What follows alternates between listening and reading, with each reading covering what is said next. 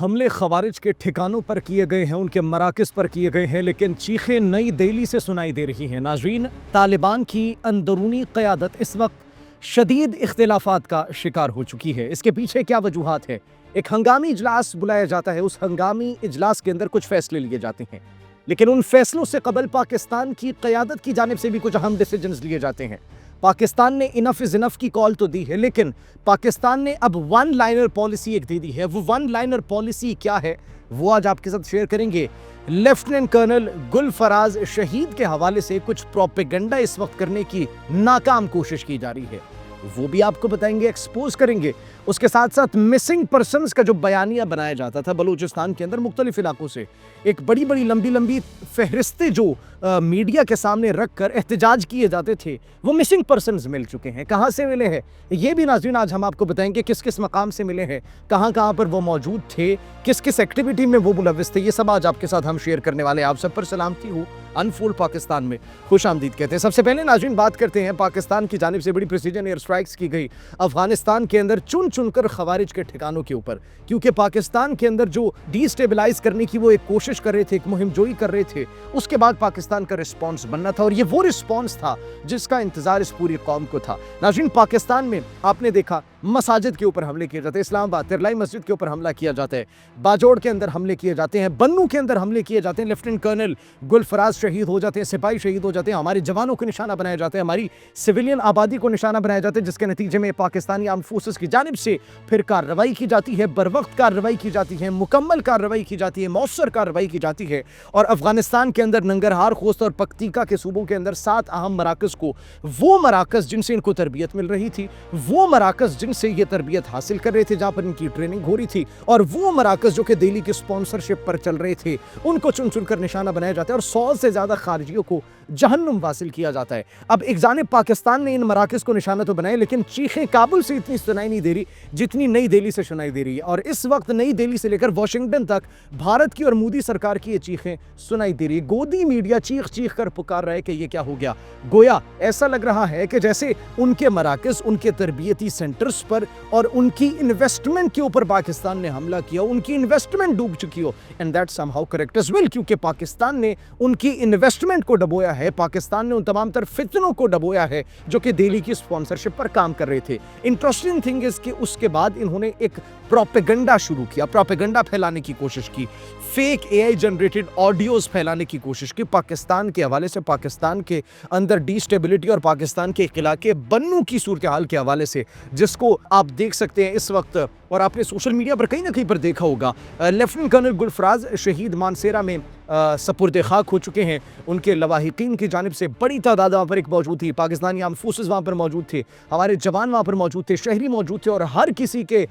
چہرے پر کوئی غم نہیں تھا، بلکہ ایک وہاں پر پراؤڈ مومنٹ تھا، اور وہ پراؤڈ فخر محسوس کر رہے تھے کہ اس قوم کا بیٹا اس قوم کی مٹی کے سپرد ہو گئے، اس قوم کی حفاظت کرتے ہوئے، اس مٹی کی حفاظت کرتے ہوئے وہ جو قسم کھائی تھی، ہم نے گلشن کے تحفظ کی قسم کھائی ہے، اسی فرض کو نبھاتے اس مٹی کی خاطر، اس مملکت خداداد کی خاطر اپنی جان کا نذرانہ پیش کیا۔ لیکن اب وہاں پر پاکستانی آرمڈ فورسز کا اور عوام کا جو ایک اٹوٹ بندھن دیکھا جا سکتا تھا، پاکستان زندہ باد، پاکستانی افواج ہمیشہ زندہ باد کے جو نعرے لگ رہے تھے ناظرین، اس کو پھر تھوڑا سا تکلیف پہنچی۔ کس کو تکلیف پہنچی؟ ہمارے دشمنوں کو، اور انہی دشمنوں نے ایک پروپیگنڈا پھیلانے کی کوشش کی، فیک اے آئی جنریٹڈ ایک آڈیو کلپ پھیلانے کی کوشش کی بنوں کی صورتحال کے حوالے سے، جس کا حقیقت سے دور تک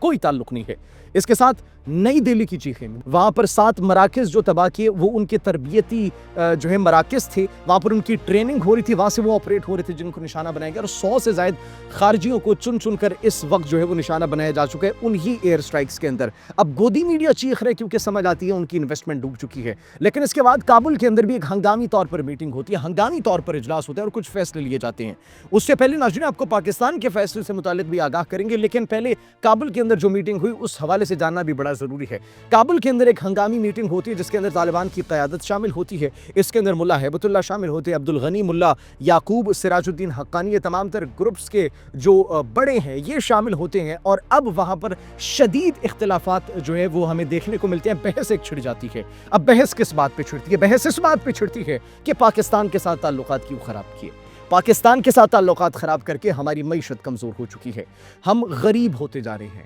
غربت بڑھ چکی ہے، ہماری اکانومی سٹرگل کر رہی ہے، ہمیں جو ہے وہ ان کے ساتھ ٹریڈ نہیں اس وقت دیکھنے کو مل رہی، امپورٹ ایکسپورٹ بالکل بند ہو چکی ہے، جس کی وجہ سے نقصان کس کو ہو رہا ہے؟ ہماری اکانومی کو نقصان ہو رہا ہے۔ تو ایک جانب پاکستان کے ساتھ تعلقات خراب کرنے پر ایک گروپ بول پڑا اور اس گروپ نے بڑے پیمانے پر احتجاج بھی ریکارڈ کروایا اور بحث بھی چھڑ گئی۔ ناظرین، اس کے ساتھ ساتھ ملا ہیبت اللہ کی قیادت کے اوپر سوالات اٹھنے لگ گئے کہ جب یہ بندہ، جب یہ شخص پاکستان کے ساتھ تعلقات ٹھیک نہیں کر سکتا، جب اس کے ہوتے ہوئے یہاں سے اتنے ہماری سرزمین سے فتنے آپریٹ ہو رہے ہیں، ڈی سٹیبلائز ہماری وجہ سے پورا خطہ ہو رہا ہے، تو اس کی جو لیڈرشپ ہے اس کو کویسچن کیا گیا اور یہ کہا گیا کہ اس شخص کو عہدہ چھوڑنا ہوگا، یہ شخص مزید اس عہدے کے قابل نہیں ہے۔ جبکہ دوسرا گروپ انہی تحریک طالبان پاکستان کی اور دیگر فتنوں کی سپانسرشپ پر رضامند ہوا کہ ڈالر آ رہے ہیں، پیسے آ رہے ہیں، ہمیں ان کی سپانسرشپ کرنی چاہیے، جیسا چل رہا ہے ویسے ہی چلنے دو۔ تو اب کابل کے اندر جو یہ ہنگامی طور پر میٹنگ ہوئی، اجلاس ہوا، جس کے اندر یہ قیادت موجود تھی،